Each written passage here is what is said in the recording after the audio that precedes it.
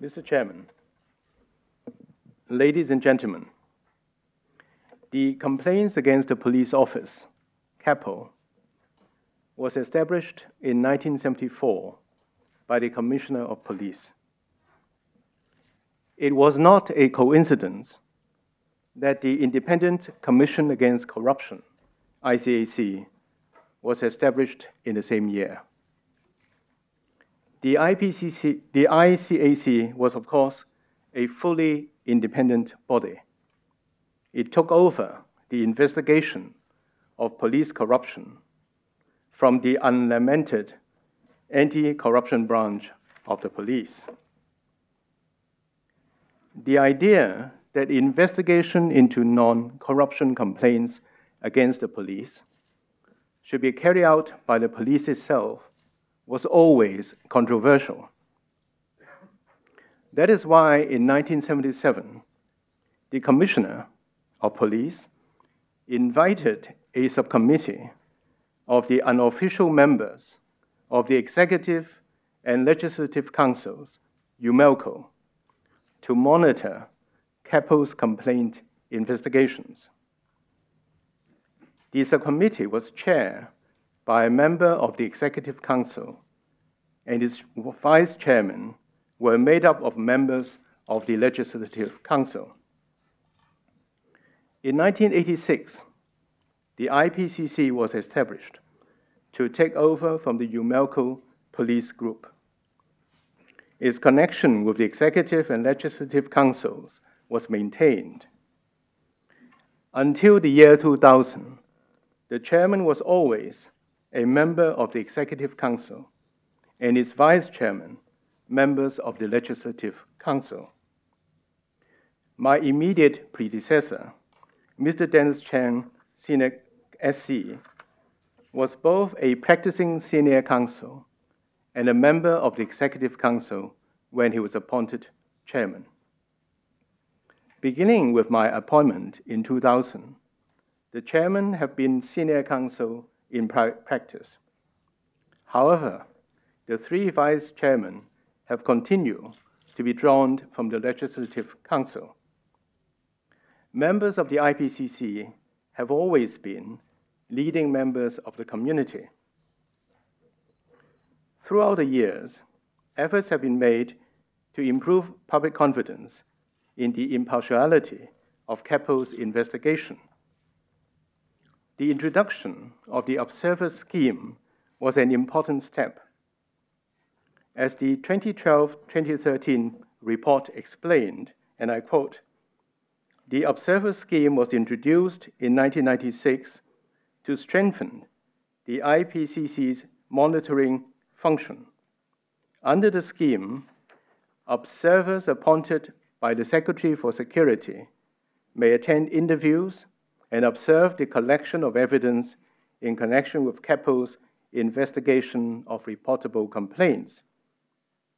Observation is not confined to observers. Members of the IPCC can also participate. When I became familiar with the working of the observer scheme, any doubt I had about the impartiality of CAPO was greatly reduced. I can say that during my years with the IPCC, I had no reason to doubt CAPO's impartiality. Of course, reality and public perception may differ. What can be done to improve public perception is a continuing quest. I hope this symposium will bring forth many useful ideas to strengthen the IPCC in its work as well as in public perception. The idea that complaints against the police should not be investigated by the police itself is a powerful one. Continuation of the status quo may be justified, but it should not be taken for granted. No doubt, the symposium will discuss the reasons for and against the retention of the status quo. Now, when there is disagreement between CAPO and IPCC on the disposal of a complaint, a report will be made to the Chief Executive. This does not happen very often, but has happened before. Maybe the symposium will identify and examine the reasons for this practice and see whether any change is desirable. I mentioned the establishment of CAPO and the ICAC in 1974. It may come as a surprise to many here that even as late as 1974, some people believe 好仔唔當差, a good man will not become a policeman, is my translation. Fortunately, those days are long gone. The police force has improved beyond recognition. And not just the police. It would not be fair to single out the police. I should say that Hong Kong generally has improved beyond recognition. Anyone who had used a public hospital or dealt with any government department or official in those days will know how much things have improved. In those days, people were unaware of their rights. The Hong Kong Bill of Rights was in the distant future. Universal values, human rights, democracy, even the rule of law were not taught at school. Now, they are our most cherished values. School children know them. We live and breathe them. They are guaranteed by the basic law and are jealously guarded by everyone. Also, now the rank and file of the police are made up of men and women who are well educated and dedicated to serving the public. They share our values. The stigma of the past has been eradicated. I think we have a police force second to none. Of course, that doesn't mean that there are no bad apples, but I do not doubt the determination to root them out. IPCC's yearly reports confirm that. It is fair to say that the police in Hong Kong enjoy a hard-earned reputation for their professionalism and dedication. However, Mr. Chairman, in your recent report, you have identified new areas of concern. You said, and I quote, "The public is most concerned about perceived abuse of power by the police and the way some public order events are handled, and dissatisfaction over police handling of major public order events is more widespread nowadays," unquote. You also said, and I quote, "Controversy about the neutrality of the police has been a hot topic in public discussions," unquote. And that explains why, and I quote again, IPCC members attended the 1st July procession to gain a better understanding of the police handling of large-scale public order events, unquote. I believe the transformation of the IPCC, and I'm quoting again from your report, from a backseat review and monitoring body to a multifaceted independent police complaints oversight organization, unquote, as well as your commitment, and I quote again, to working together with the police and other stakeholders to identify measures to improve the smooth handling of major public order events, unquote, is significant and timely. It is a laudable aim to promote cooperation between organizers of public events and the police, and ensure the peace and order of public demonstrations, for so long a matter of deserved civic pride in Hong Kong. Many important topics will be covered in this symposium. In the first 2 sessions, you examined the current police complaint system in Hong Kong, as well as to consider it from an international perspective. When I said the Hong Kong police is second to none, I was not complacent.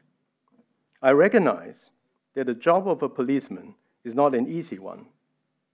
I know that police forces in free societies everywhere are subject to tremendous pressure, and that they just like the Hong Kong police, are striving hard to improve. I do not doubt the sincerity or the strong desire to improve. The sharing of experience should lead to mutual improvement. In the third session, you discuss the important subject of the balance between police powers and civil rights. The continued success of Hong Kong depends on striking a proper balance. Any doubt, even in perception, against the neutrality of the police needs to be seriously addressed. The new phenomena of rifle demonstrations requires special attention and clear demonstration of equal treatment. Constructive suggestions from the symposium will be invaluable.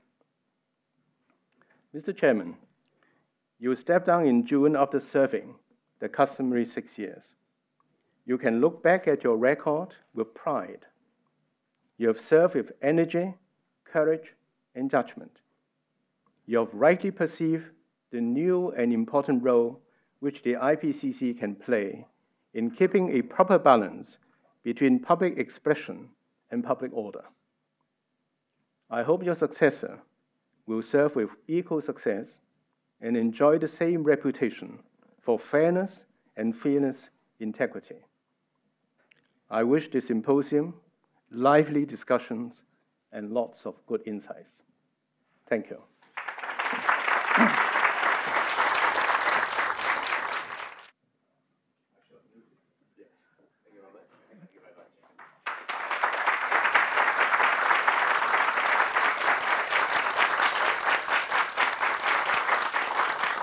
Thank you, Chairman. Thank you, Mr. Justice Tang.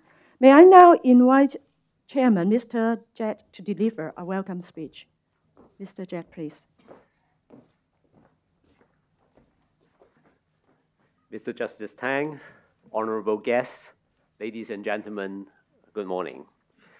May I first welcome you all to this symposium jointly organized by the IPCC, the Center for Comparative and Public Law, and the Policing Studies Forum of the University of Hong Kong. The theme for this symposium is the police complaints system in Hong Kong, where are we heading? That was probably the question I should have asked myself when I was asked to be the chairman of the IPCC in 2008. Now, 6 years down the line, I have witnessed the IPCC's transformation from, and I quote again, a backseat monitoring body, unquote, to an independent statutory body with a reasonable degree of public recognition. The past 6 years have been, at least for me, an unexpected journey. And as far as I'm concerned, that journey is fast coming to an end. It is perhaps difficult to avoid the temptation of looking back and ask, what have we done? I'm fully conscious that what have we done is not exactly the theme of the symposium, but it is, in a sense, the prior question to where are we heading, because one must have a reasonable understanding of what has been done in the past in order to project oneself into the future. So what have we, the IPCC, done since 2009, when we became an independent statutory body which are relevant for today? I will mention 3 things in particular. First, we have transformed from a relatively unknown body into one which, according to our most recent survey carried out by Hong Kong Youth Public Opinion Program, is known to more than half of those who are kind enough to respond. Now, that is quite an achievement, at least when compared to the current government. Some of you may have read recently in the press that most people in Hong Kong do not know who are the undersecretaries or political assistants to our principal officials. Many of us probably do not know who are our principal officials. So that's the first thing. Second, we are not just known to the public, but have garnered an image of fairness and impartiality. I'm proud to say that we are a symbol of independence and integrity, which are important values that are treasured by a free and inclusive society like Hong Kong. Third, we have gained the trust not only of the police, but also not only of the public, but also of the police. We have been told by senior management of the police that the IPCC enjoys a positive image amongst many in the police now. There are bound to be skeptics, I know, but by and large, we have gained the confidence of the force as well. So at least from these perspectives, I'm pleased to say that we have managed to achieve a reasonable degree of success. So what is the way forward for us? How do we build on what we have achieved? I'm not sure what is the answer, which is why we have invited you here today to share with us where do you think we should be heading. But it seems to me that building from what we have done in the past, there are a few pointers. And again, I mentioned three. First, although we are told that a decent portion of the population knows us, and as Mr. Justice Tang just said, reality and public perception may differ. I certainly agree with him that what can be done to improve public perception is a continuing quest. We can certainly do more to let people know who we are and what we do. But the communication should not be one way. In my view, the IPCC can strive harder to know what our stakeholders expect of us, what they want us to do. And this is a topic that will be canvassed in the first and second plenary sessions of today, and I look forward to some interesting discussions there. Second, IPCC must strive to maintain and enhance its image of independence, impartiality, and integrity. We cannot and must not be complacent. We must continue to gain and retain the trust of our stakeholders. But one question will forever be raised. Should the existing two-tier police complaint system in Hong Kong be preserved? Or should complaints against the police be handled independently of the force? And if so, how? Should the IPCC transform into a wholly independent, one-stop complaints handling body instead of continuing a monitoring body? Or are there hybrid models which would better suit the political and social fabric of Hong Kong? I would look forward to a lively debate over these interesting and fundamental questions which needs to be addressed. Third, while we are discussing the future shape of the police complaint system in Hong Kong, there is still work to be done on the ground. Our last two public opinion surveys identified the police's handling of public order events as the issue with which most Hong Kong people are concerned. Sadly, given the political landscape, it is perhaps inevitable that public order events will continue to remain in the headlines in the foreseeable future. I hope that our third plenary session will provide some insight into what role the IPCC can play in helping to strike the proper balance between police powers and civil rights. So, ladies and gentlemen, I will not keep you from your eagerly awaited next program, which is, of course, coffee break. I trust that when the IPCC celebrates its 10th anniversary 5 years from now and looks back at what will have been done over those 5 years, we will say, we have done this because of an idea that was raised in the 5th anniversary symposium, or some important progress was made because of a debate that took place during the symposium. I thank you once again for gracing the event with your presence today. I wish you good health and every success in your future endeavors. Thank you.